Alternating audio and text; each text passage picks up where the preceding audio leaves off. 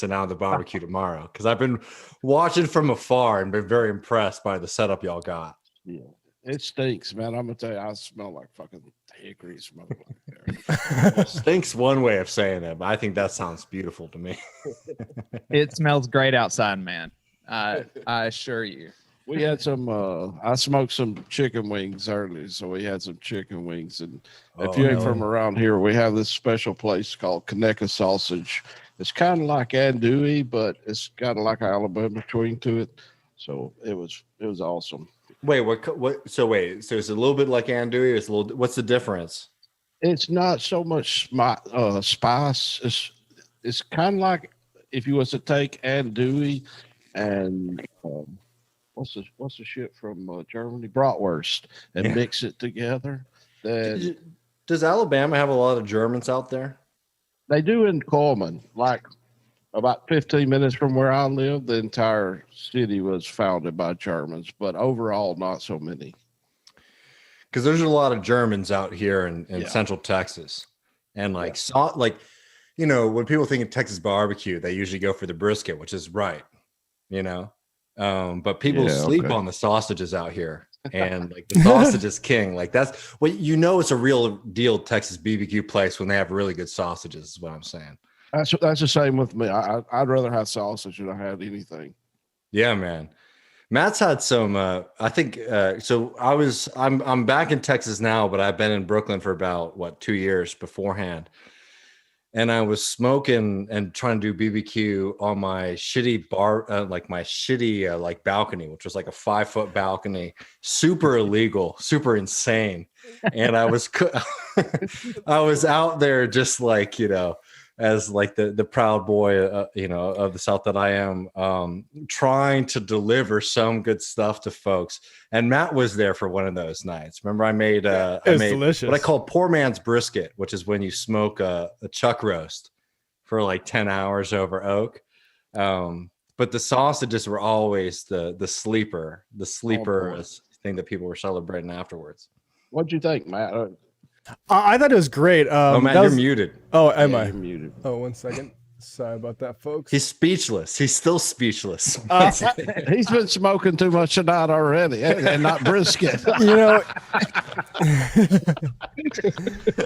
Well, I was gonna say you really appreciate the taste of brisket when you're relieved that your partner in a podcast and didn't burn down his apartment complex with an illegal grill on the balcony. It tastes a little bit more flavor that way, but it was delicious. Yeah.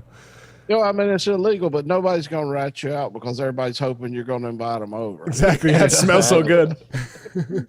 No, we had a good little crew out there. But yeah, it's definitely a lot easier to just do that in the backyard and not being worried about starting some kind of fire downtown New York City. Yeah, I could imagine. I've lived within 30 minutes of Huntsville my whole life, and I've always wanted to like live in a big city like New York or Boston or something like that. I don't want to like live there forever, but I'd like to live there for a few years. That would be one of the drawbacks, not being able to and I'm not even like a grill guy, right? Like I grill on a gas grill. I'm not a grill guy. I know. But it's nice. I want a hot dog and I throw it on the grill. Yeah, I gotta say, moving. I'm like you. Like I wanted to move to a city from North Dakota, and I did. And I love a lot of parts about it, but I miss like grilling and like bonfires. I haven't smelled like a bonfire in ages, and I definitely miss that sort of lifestyle. Yeah, my piece of shit landlord is kicking me out so that he can turn it into a short-term rental space, and he can get like double per month. Get renting it short term than he can long term. Even in Alabama, we're dealing with fucking gentrification. Yeah, it's BS, man. So That's he's kicking me out, and so I'm having. Oh, I'm sorry. Oh, sorry, brother. I didn't mean to cut you up. I was just saying, like, that's just crazy to think about. Yeah, it's bonkers. But so I'm having a big old bonfire in the backyard. my last night, which is Saturday, and and then we're gonna throw some fucking wood through the window. That's right. Yeah, down. Fuck that son of a bitch. Yeah, I've been telling people, you're like, yeah, man, we're gonna burn this place to the ground, and they're like, figuratively, I'm like, okay, if you say so. That's awesome. Well, would you mind, Matt? Are we on LR too? Yeah, we're live on Left Reckoning too. So we got the link up there. So everybody watching on those streams, go donate. Now we're trying to get we're at now. Trying to get up to 50,000. We're trying to get up to 50,000. We are. Let me refresh. We couldn't get the Tiltify thing approved, and that really makes me sad. But so we are $570 away. Oh, guys. We can do that. Come on. That's what I'm talking about. Let's show up right now. Yeah. $570 away. If we're on y'all's as well, how do y'all feel about language? I don't want to be like. Oh no, you can say whatever you want. Okay. Yeah. Because look at this, man. We have to be on the god dang radio with the fucking FCC riding our ass every Saturday morning. It ain't cool. Well, YouTube ain't much better. The only advantage with the YouTube is the only thing they get worried about is copyright. Right. Yeah. Which can be a nightmare, man. We have some really great music that we play on our show Left Reckoning, produced and created by Matt's good friend, Christoph Brun. Am I saying that right, Matt? Yep. But on TMBS, the Michael Brooks show, the show that Matt and I sort of, learned how to do all this stuff on, we would constantly deal with issues of copyright nonsense for music that was produced for our show by our friends. And you'd be in this weird situation where it's like, to deal with YouTube when they start to try to call copyright nonsense against you is a nightmare. But it's really frustrating when you know that you're like 100% right. You know what I mean? Like, this is so clearly like ours. We made this, our friends made it. And to go up against this huge corporation, make sure that they don't strike and block it from being played on your channel is a nightmare. Right. We haven't had too much trouble yet. Well, speaking of really quick though, I want it because I haven't actually been able to. Maybe some of y'all have heard it that have been involved in the TMBS stuff, but we did back in November. We did an episode on Bolivia where we had like 6 interviews with. There was a Bolivian coca grower that we talked to, a Bolivian Labor Federation leader, some Bolivian reporters and stuff like that. And that was pretty soon after Michael's death, and that was really what. One of the things that inspired me to do that episode on Bolivia, and I'd like to do more things like that, but it took, we had to pay for the translation, and we had to, we don't pre-record normally, and there was a lot of stuff that went into that. But I always loved the international perspective that Michael Brooks brought to the online left that no one else really talks about, and that I felt was really valuable, and that he talked about in a way that was really easy to understand. Yeah, man. I mean, it was such a treat to be a part of that, and obviously, most people listening know, but Michael was such a force for justice and for fighting for working people, and we're trying to continue that work as much as we can, but. It's definitely, it's not easy. These systems are very much not designed to create international solidarity. And we're hoping to, by the way, for folks, just because, we got an hour to hang out, for folks who are interested in Left Reckoning, like one of the things that we're trying to do on this platform is to cover stuff that's happening in Alabama and Texas and Mississippi and all across the Midwest, but also stuff that's happening in South America. In the sense, I don't know, I hope this isn't too ethereal of a point to make, but like, in the sense is like, if your neighbor's Alabama, so is your friends in Guatemala and Nicaragua and Mexico, and like trying to create that kind of working class solidarity. It's a big, it's a big goal, obviously, but that's like what the hope is of this kind of work. Yeah. Well, I mean, one of the things that people don't realize about Alabama is it's been about 6-8 years ago, but the World Health Organization came through and actually looked at some of the areas in what we call the Black Belt not because it is that more African Americans live there, but it's mainly called that because of the soil. But there was I can't remember the exact report, but they said that they see the exact same conditions in third world countries as they were seeing in the Black Belt of Alabama. So there, it's just amazing that we don't have that international solidarity, because there's not much difference in rural areas of Alabama. No, there's not.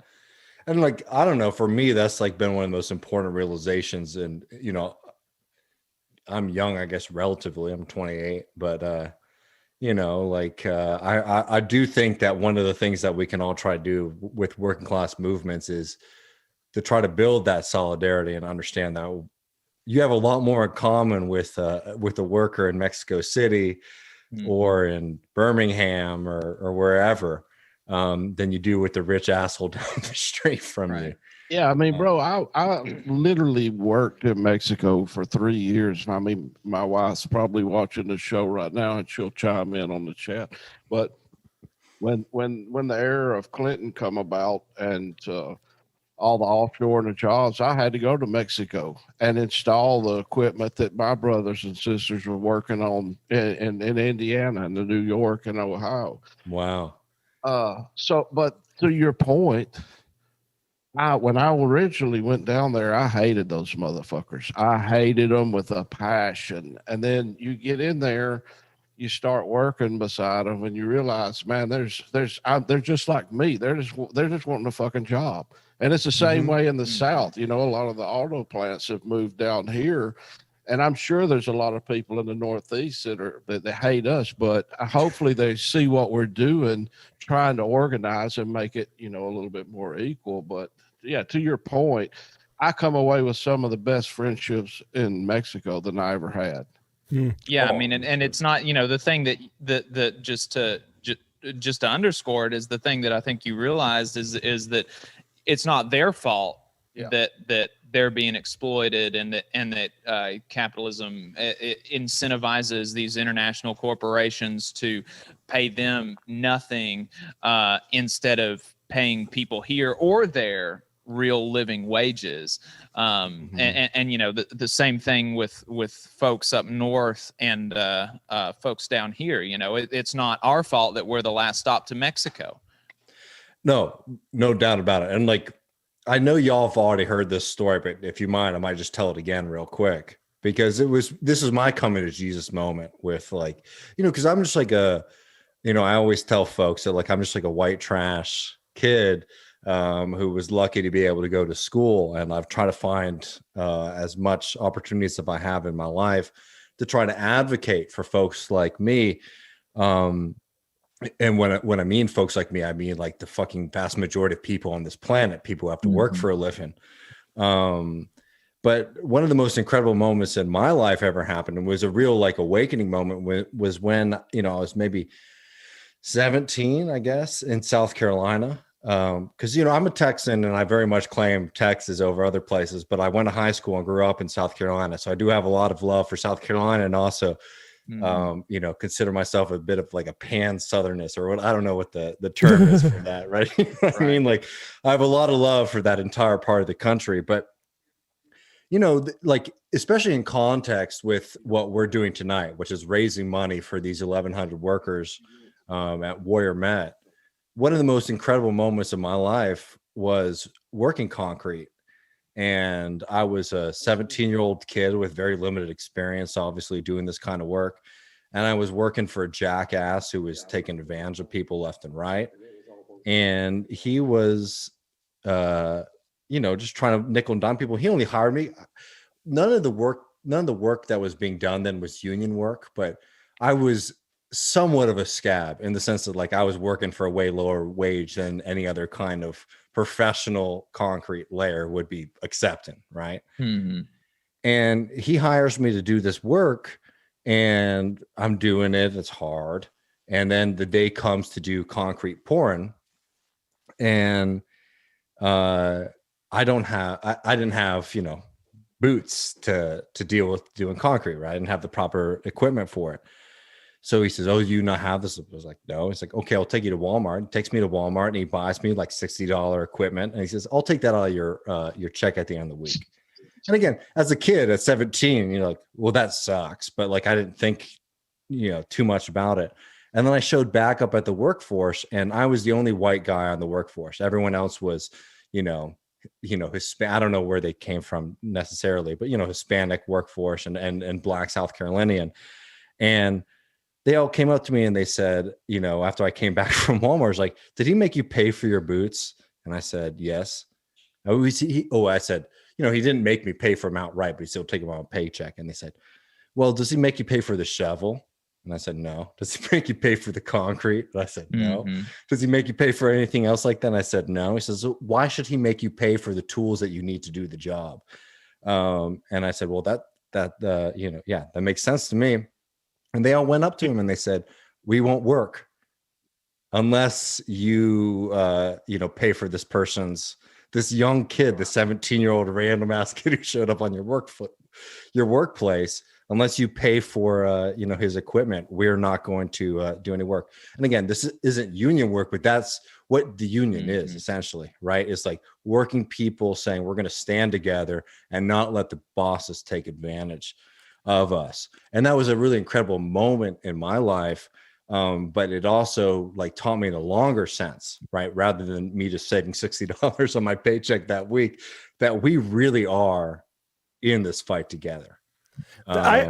Whenever you tell that story, I think of like at the same time in my life, how I started working at McDonald's, and I just looked to see if they still have this policy, but within 30 days of starting at McDonald's, you need to buy your own non-slip shoes.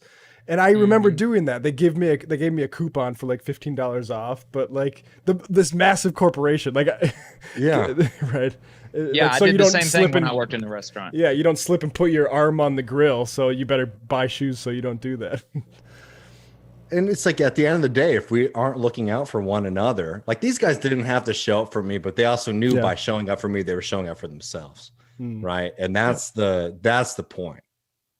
Yeah. Yes. I mean, that's a bit, I'd never heard that story. So that's a beautiful story. Yeah. I mean, it meant so much to me. And it really like, that was like dyed in the wool, understanding that culture and class and race and all these other things, like they matter in their own sense, but understanding that like if you're a worker, that is first and foremost. And that's the opportunity that we have.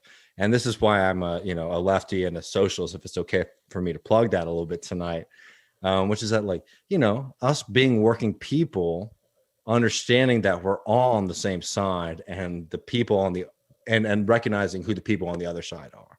Yeah. And that if we stand together, we can make a better scenario for us, because that encouraged me to obviously stand with them in any other kind of conflict that we had, whether it be water breaks or things like that, which is a huge thing right now. I don't know if y'all have been, I've been seeing what's happening in Texas right now.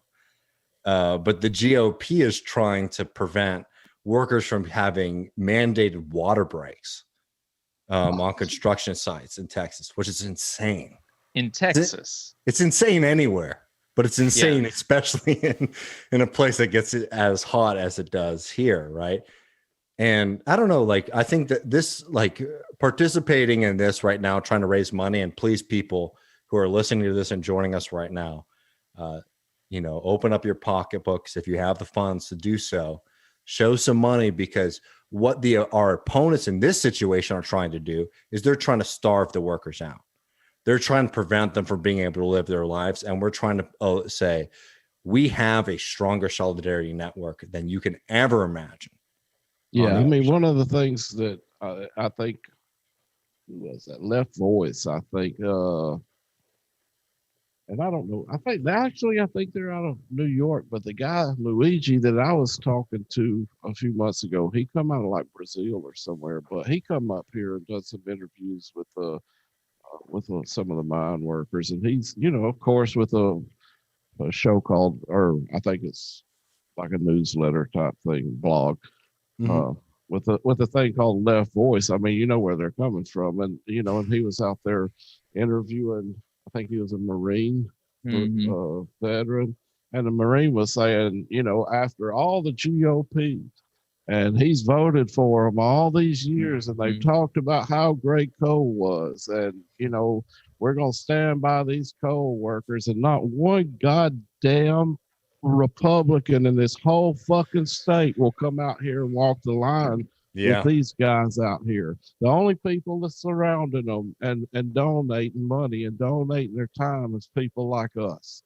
And it really goes to show you where, you know, the Republicans want to co-opt these workers and use their voices for fucking political gain. It's nothing but political pandering.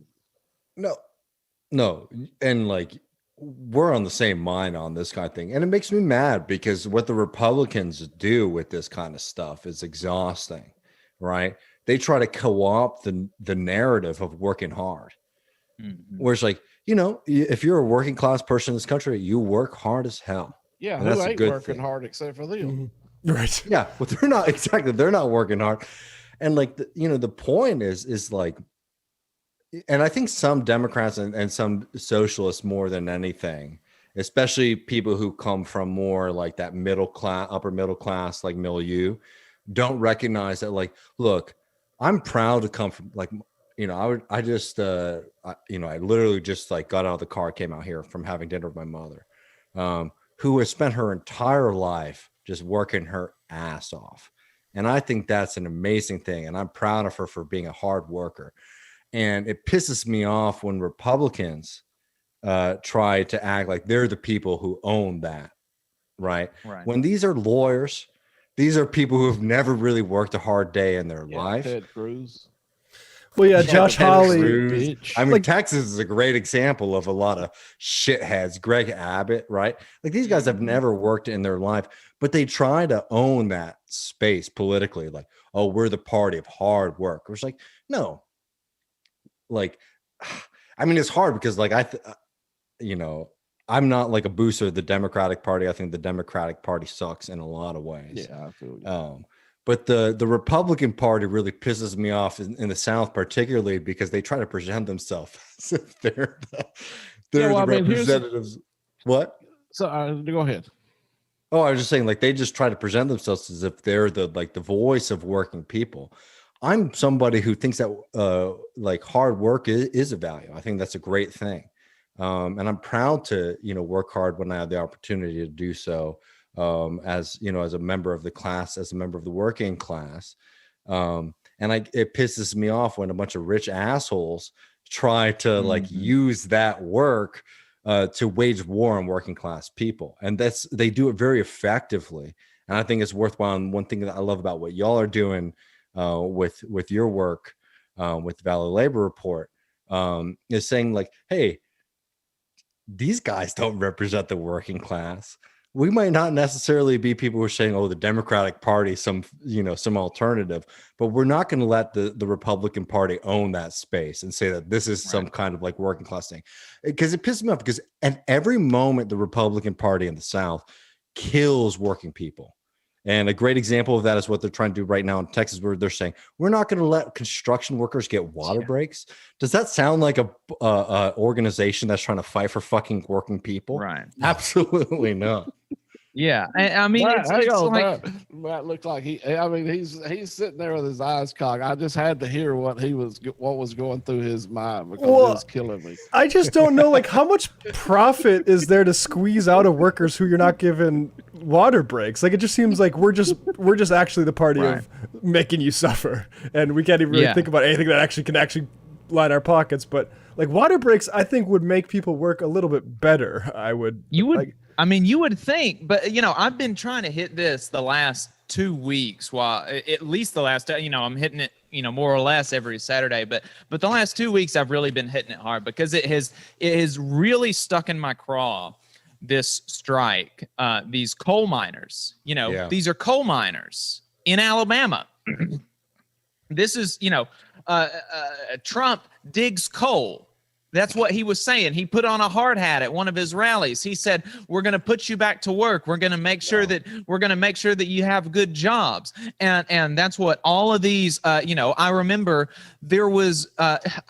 There was so much hay made over Hillary Clinton saying that we're going to put coal miners out of work. Right, so much hay made out of that from talk radio hosts, from politicians, and things like that, and not a damn peep out of these folks, and local folks too. Like the national folks, I can understand. You're not hearing a whole lot out of national folks about anything really going on in any particular state. I understand that, but there's people like here in Birmingham, or the local conservative host in Birmingham. I don't know that he has said a thing about it, and the host up there in Huntsville, he only ever talks about it when I'm on his show, and.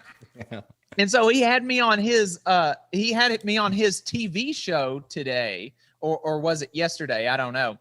And I said something about that, about how it's crazy that Republicans aren't coming out and supporting them, and I said that to him, and he was like, "Well, I seem to remember there's a certain conservative host up in Huntsville that lets you talk about it." And I'm like, "You letting me talk about it is not the same as you coming out forcefully with your platform and saying, support these workers, donate to their strike fund, go to the picket lines." It's not like you letting somebody who you have poisoned the well for your audience advocate for this cause is not the same as you doing it. And I don't know. Yeah.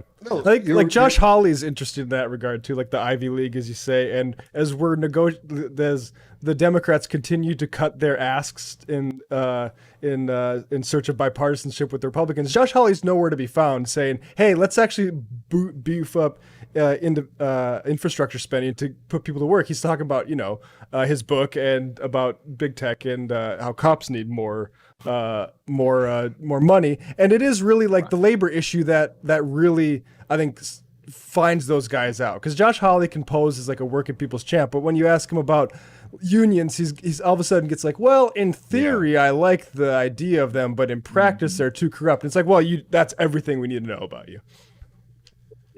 Like there's no corruption in courts. Right? Yeah. We didn't see a fucking Martin Mayhaw go to fucking prison, right? Or Enron down in Texas. There was no corruption there. Yeah, like any power grid in the country. Yeah, right. I mean, capitalism in theory might sound good, but I don't know. In practice, it just seems too corrupt. That's where I'm at. I just think we got to get rid of it until we can figure out what the hell's going on. Yeah. We're on the Valley Labor Report with Left Reckoning. We are calling for a total and complete stop to capitalism until we can figure out what the hell's going on. Well, I mean, they've had 200 fucking years to figure it out. They ain't figured it out yet, except for we're getting fucked and they're getting rich. Well, like they figured something out, is that we can do amazing things, right? Like working people do amazing things. Like all the things that they say are the achievement of capitalism literally just came from workers, right? And like Elon Musk didn't build those cars. No, I'm so sorry. I don't want to get into it, because this is about our friends fighting this fight in Alabama against this. No, I'm sorry. But also, it has to be also mentioned that this dynamic that the workers are on strike against, right?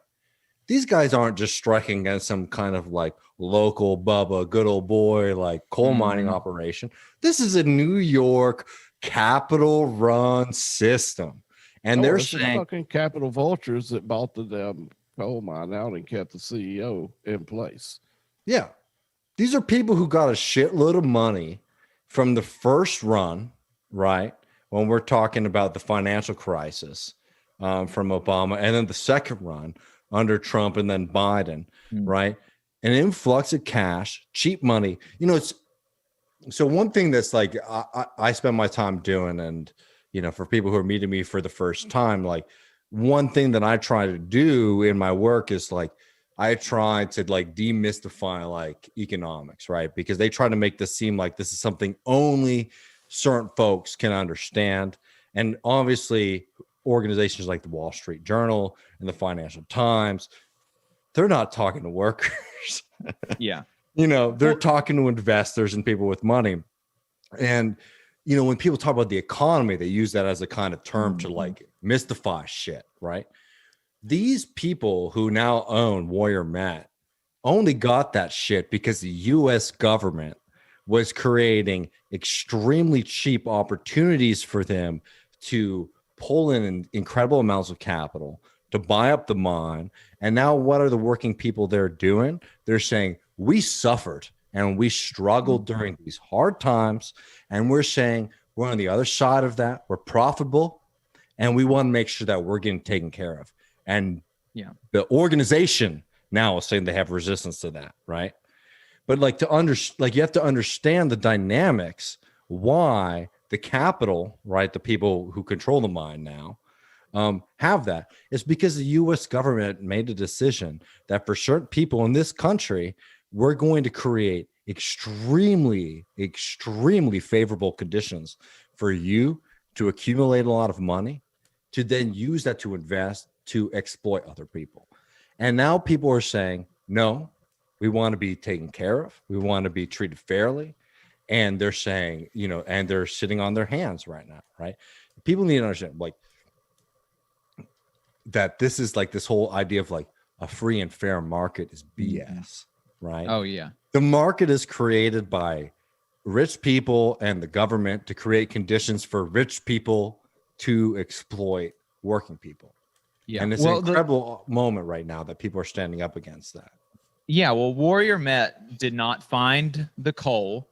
They did not mine the coal, and they did not refine the coal, but by some weird alchemy, they own all the coal. That's a Big Bill Haywood quote, with coal substituted for gold, and gold was the original quote, but it stands. And and I have learned more about the situation talking to miners today on the stream and off. Apparently, and I didn't know this until today, I don't think, that like David said, the CEO is the same. Before they went bankrupt in 2015, they did not meet with the union once to negotiate concessions. They wanted to go bankrupt, to get rid of the debt that they had, and to cut their wages and working conditions. Yep. And so the contract that they offered them was take it or leave it, right? And so they took it. The CEO stayed on. He didn't take a pay cut. The CEO stayed on. He didn't take a pay cut. Now he is making more than he ever has, $4 million a year in annual compensation. Nice, man. One miner that I talked to, said he has lost $120,000 just in wages in the last 5 years. Just in wages from the last 5 years, from the cuts that he took from the old contract to the current one. And that piece of shit kept his job as CEO, and he's making more than he ever did. And he's not even trying to offer them enough money to keep up with inflation from where they are at to 5 years from now, much less even begin to dig them out of the hole that they pushed them in 5 years ago. Yep. I mean, it's sickening. It's sickening. And we had daughters on the stream sitting there with their daddies talking about how, my favorite thing to do was go on daddy-daughter dates, and we don't get to do that anymore. We hadn't been able to do that over the last 5 years. I mean, that's something that y'all may not, if you hadn't been watching the show, that y'all may not realize. But these motherfuckers forced them to work 7 days a week for the last 5 Are you years. kidding me? And if you and here's the deal. They have a 4-strike policy in a rolling year. So if you're sick, it don't matter if you got a doctor's excuse or not. It don't matter if you're sick. It don't matter if it's your fucking birthday. If you miss 4 days, or if you're late 1 minute, you get a strike. If you get 4 of those strikes in a year, you're gone. You're fired. 7 days a week for the last 5 fucking years. That includes during a global pandemic. One of the miners on the stream said during the pandemic, there were people throwing up in the mines because they couldn't afford to take another strike. They couldn't afford to take another strike, and so they went to work sick, throwing up in the mines. And let's talk about working conditions, because I was out going to get the smoker and getting the wood, and I was listening to it on the radio. They piss and shit like down in the feet mines from where they're working. Mm-hmm. There's no restrooms down there. They walk over there in the corner where it's dark. And I was listening to this, and it's just, I don't know, man. It just blows me away. The shit that these people, literally the shit that they've got to walk through. I mean, no. And yet here we are begging for to get them back to where they were. Yeah. And that's why, like, we have to, people who are listening right now, dig deep underneath both the Left Reckoning program and the Valley Labor Report program. There is a link that you can press right now to donate money to support these people as they are fighting for not just themselves, but for their community at this point. Because we've seen the stories of how nasty the company is willing to operate. We've seen the stories, and I know people are very hesitant, and understandably so, to talk about the pollution that's going on in the community. But I don't know. No, we're not. They're not hesitant about it at all. The miners aren't, because it's not their fucking fault. It's the damn scabs who don't know anything about the work that they're doing. Don't care about them because they're getting bussed in from. They're getting busted. They don't have any roots in the community. Exactly. They don't care. So they don't give a shit. I mean, one of the miners was on earlier talking about that's the same river that he sat out there and drank a beer, fished in, swam up and down, and now they're fucking it up. Please, if you're listening to this and hanging out with us right now, especially our people at Left Reckoning, please consider donating to this, because this is a really important fight, and this is an opportunity to show our solidarity with folks. And it means a lot to people, because this is a really important fight, just like on the basic human level, that this is just not something that you should let the villains get away with this shit. Because they are willing to do a lot of nasty stuff. Like, we can paint the picture. And here's the thing: don't let us guilt you into giving your last $20. There's a lot of people out there that struggle. We all know, but if you're sitting there and you're saying, I can afford to give $20 and give $20, we're not asking for people to go hurting.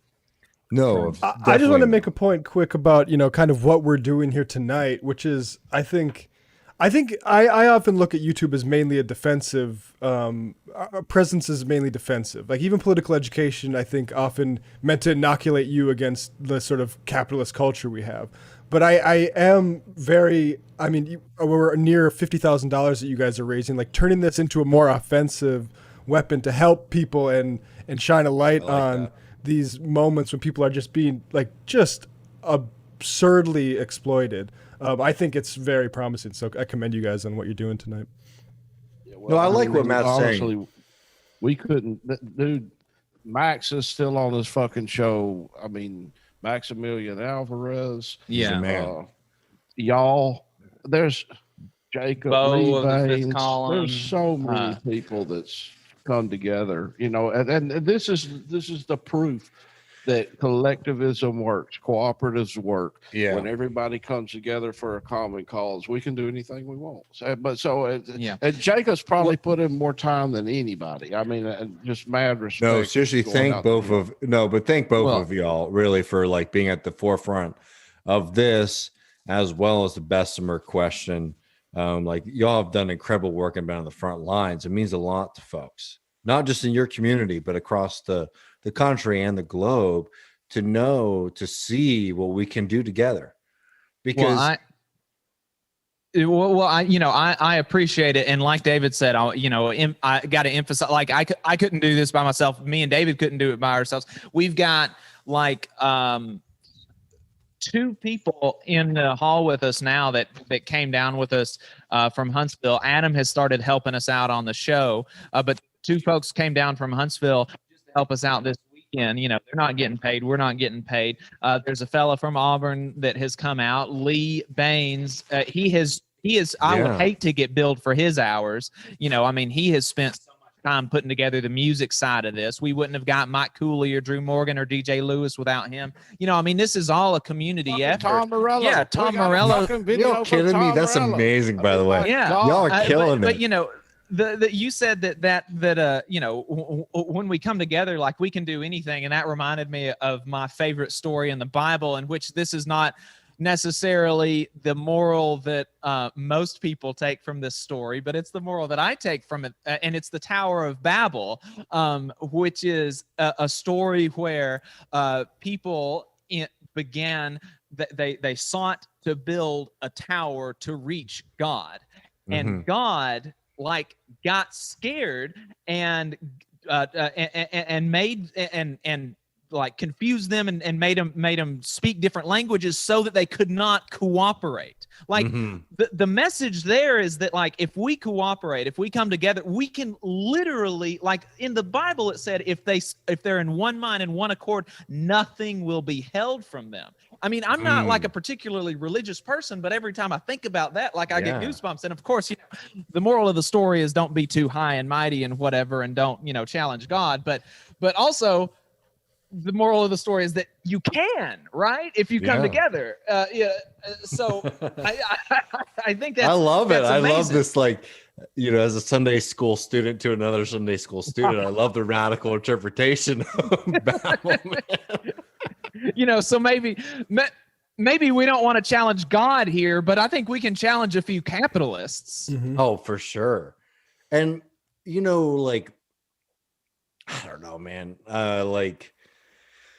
I talk to people a lot, and I feel very, very blessed and lucky to be able to do what we're able to do with the work that Matt and I have been able to do over the past couple of years with this, is because we get to talk to a lot of different people from all across the country and all across the world, honestly, which is a really nice thing. And, one thing that people fall into is despair. And I understand why that happens. Stuff's bad. Times are hard. People are being squeezed. But I always remind people, we have networks right now that are really incredible that we can tap into, right? And not trying to be goofy about that, but this is amazing that we can sit here right now on a Friday night, that I can just pull in from the honky tonk and hang out and talk to y'all and raise some money for striking workers in Alabama.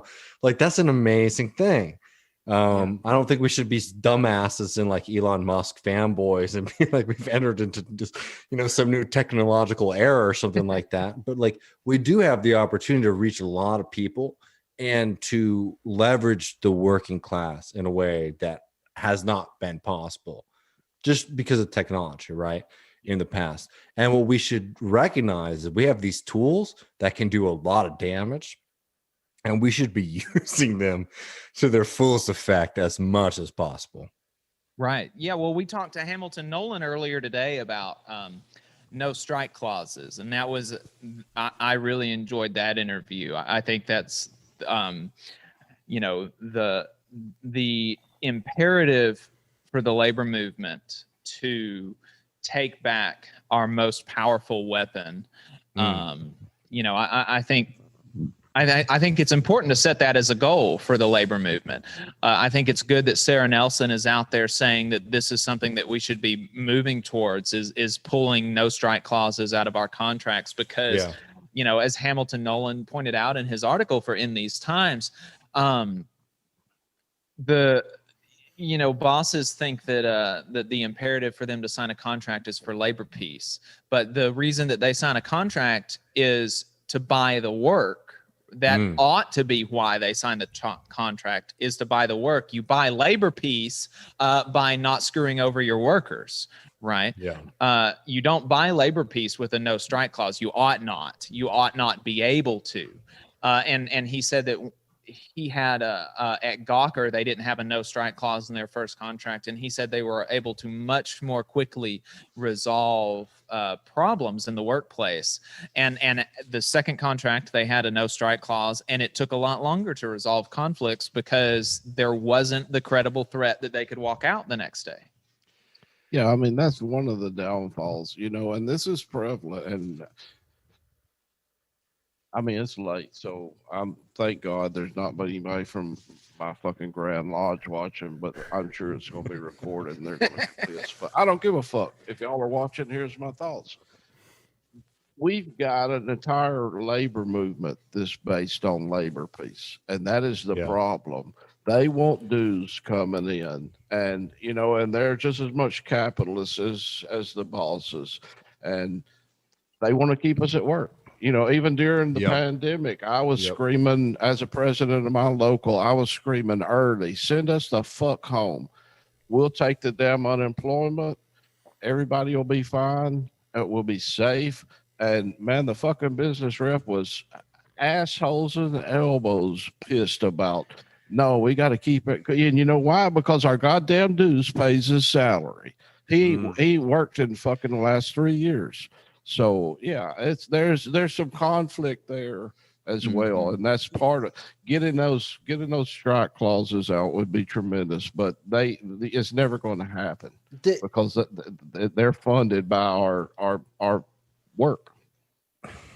Yeah, no, it's a catch-22. Man, maybe this is a conversation to have another time, but I know Jacob's been dealing with the weirdos from WSW.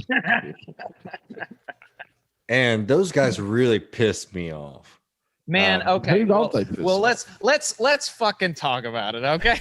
Yeah, well, because I'd be curious, but like, I don't want to put you on the spot because obviously we're fighting right now for working people and for union people.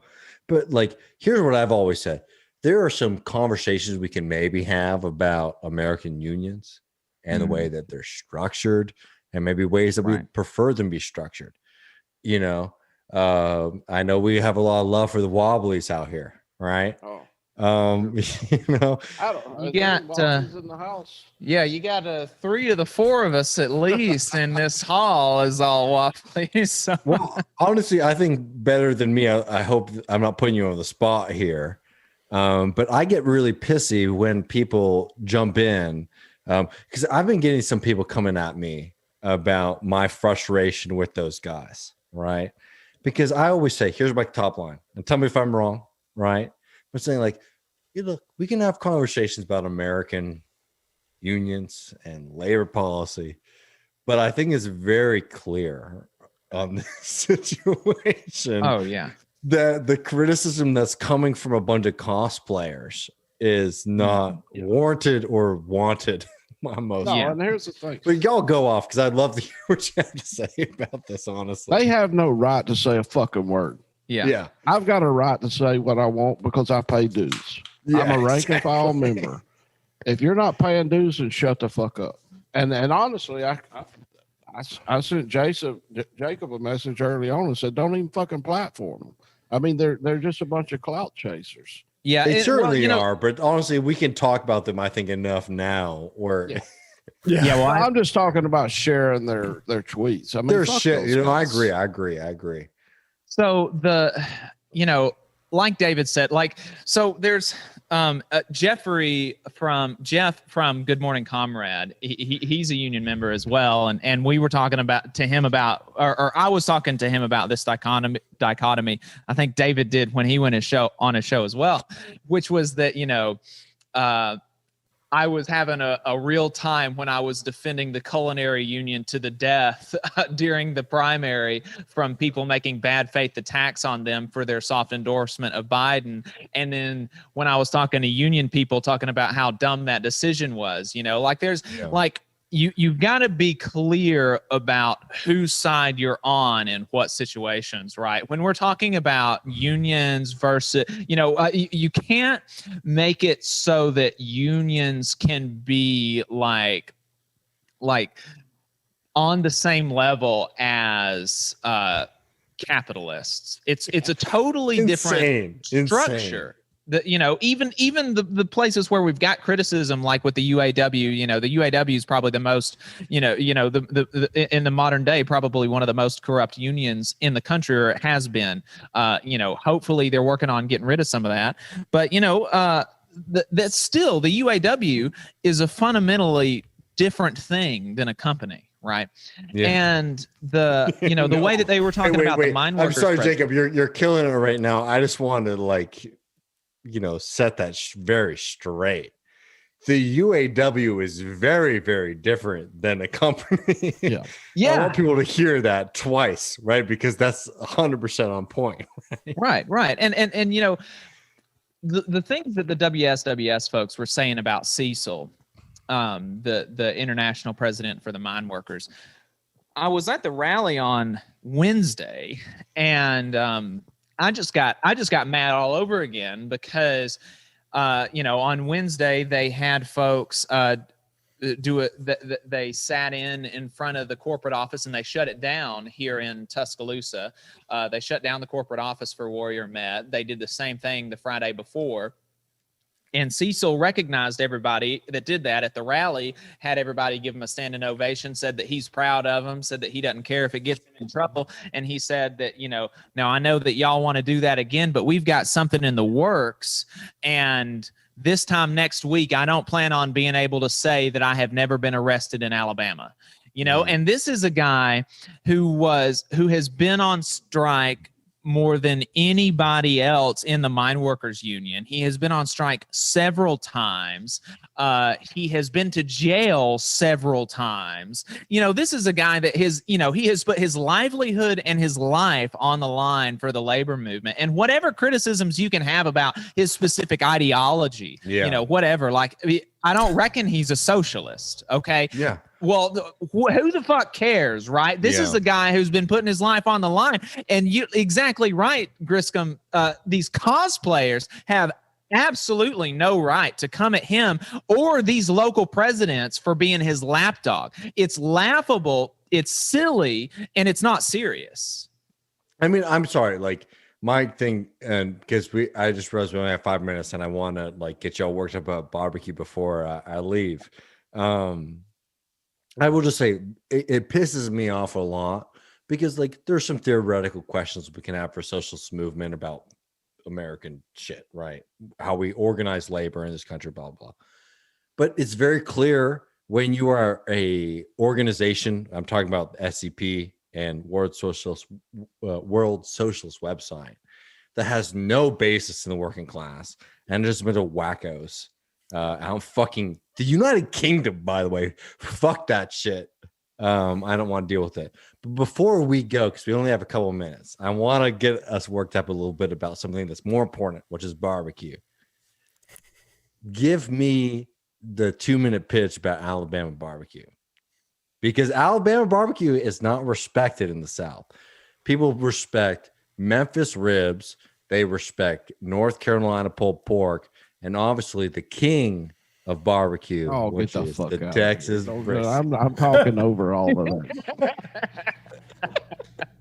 Look, I'll let you go to Memphis. I don't live far from Memphis. Yeah. I kind of got a passion in my heart for Carolina pulled pork. It's good stuff. And I'll withhold my thoughts on Texas barbecue. Oh, don't withhold them. I will say this. I very much respect the bird barbecue. I do love the white sauce, the Alabama white sauce. I think that's good stuff. I heard that come up earlier. Alabama. I've had really good Alabama white sauce, bird barbecue. Mm-hmm. But I don't know. Come on, let's talk a little bit about this shit because this means a lot to me. I love barbecue. I love cooking it. Also, I ain't somebody Also, I think you're a dumbass if you're going to sit around and say something's bad. I don't think anything is bad. Yeah, no, I hadn't tasted any bad barbecue. I've had bad barbecue, and it's in Brooklyn, New York. Okay, well, let me just say this: I ain't never ate barbecue out of a fucking can, which is what I assume they're serving in Brooklyn, New York. But yeah, I don't know. I mean, I don't think that Alabama's real special, as far as they have this thing with barbecue. The thing is in Alabama, you really, You'll get good ribs. You'll get good pulled pork. You're not going to find brisket here, not unless you go to a chain restaurant. But why would you ever want that? Honestly, I don't want brisket outside of Texas, if I'm in my opinion, because it's not just because like, oh, Texas is so good, but it's like it's not the culture. It's like it's not what people produce there, right? There's a lot of pork in Alabama. There's a lot of pork in Tennessee. There's a lot of pork in the Carolinas. I had never ate brisket until about 3 or 4 years ago. We went out to Fort Worth, Texas, for an aerospace conference, and it was at a Lockheed. It's some brothers at District. Anyways, it was some brothers over there, and they were doing brisket, and the whole way over there, I was like, I don't want no fucking brisket, man. I want this damn pork. And man, I'm gonna tell you, they changed my mind about brisket. It was good. Well, brisket's one thing. I mean, I'm happy they converted you on that. But I will say, I love the chicken. I love the chicken. Still better. I love the chicken in Alabama barbecue. I will say, as like a home barbecuer, my like girlfriend of 10 years, who I should marry.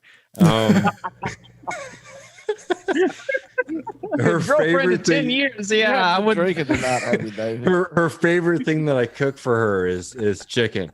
She always says like, you've got the barbecue chicken down.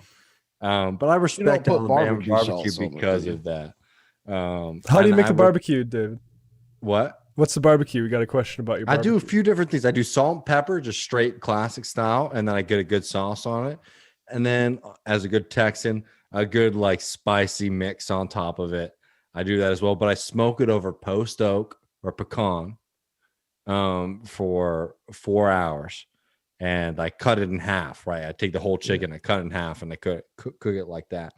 But I have a lot of respect for Bama barbecue, Bama white sauce, the whole deal. And I will say, I'd love to come visit y'all one time. I'm very sad I'm not coming tomorrow to hang out and enjoy what y'all are doing tomorrow.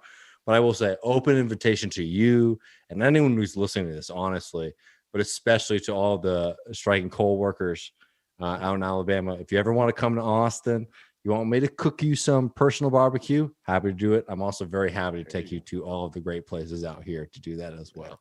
And something, we've been talking about, we're working on a collaboration with some other folks, but this big Centennial.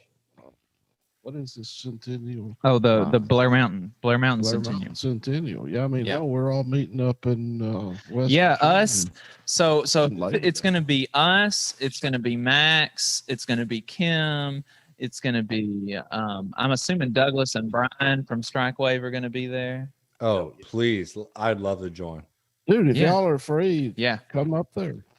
Yeah, honestly, I don't know if y'all are ready to move on to the next guest, but the big goal of Left Reckoning, we're only a few months old, and we were born in COVID, but the goal of Left Reckoning is to be very much on the road kind of situation. So happy to meet folks anywhere, but also happy to just BBQ with folks. Yeah. I mean, that was kind of the thought. We can all meet up. I mean, we're going to cover the shit, but also we're going to have a party. Exactly. Yeah, exactly. I mean, hell, and I can cook a mean one is all I'm saying. All right. Thank y'all. I've enjoyed it. I really enjoyed hanging out. Thank you guys. I really appreciate the time. Thank you. Before y'all kick us off, like seriously, thank y'all so much for this and for all the work that y'all do for working people.